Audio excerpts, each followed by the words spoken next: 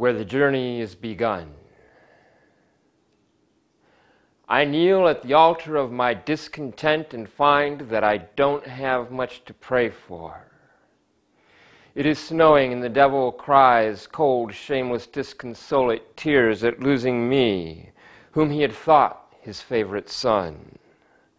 I open my ears to hear the tale I have to tell, but the sound I make is the solitary ringing of a distant bell in the tower of a cathedral reduced to rubble eons past, the shattered glass still lying in pools of shining rainbow glamour.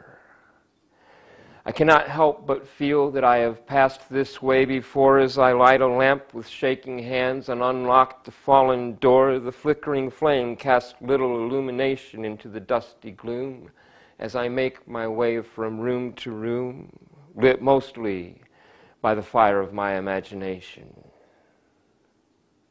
Here was a place where children played, and this the spot where vows were made, but the children are grown and the vows were broken. This premonition is but a mere token of my misdirection.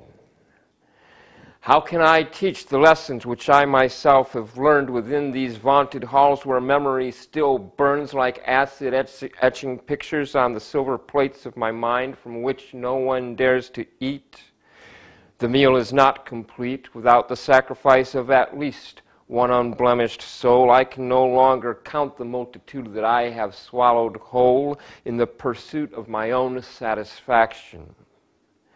I grieve not for them, for they were sheep come to me with the faintest belief that I might be their Savior, laid themselves before me in the hope of finding favor in the eyes of a God whose face they did not know and could not dare to look upon.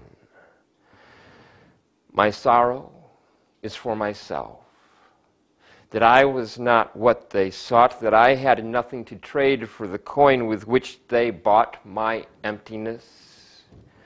I could offer no salvation, no redemption, only bitterness. To which they responded with a most surprising joy, and yet, and still, that which I gave them was all I ever had, and without it, I found that I had room to fill myself with other than myself, to enlighten rooms once cast in shadow, to believe in something more than pain, to stand out under cascade clouds and wash myself clean in the rain as the grime of years was swept away, to reveal the truths I know today.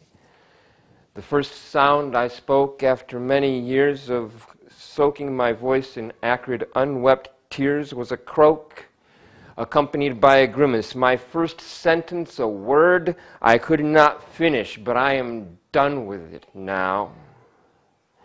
As I move from dark to light, then travel from the day to night, no longer waging war against the nature of my soul, for I have reconciled the two to one, and this, in turn, has turned me whole. This is where the journey is begun.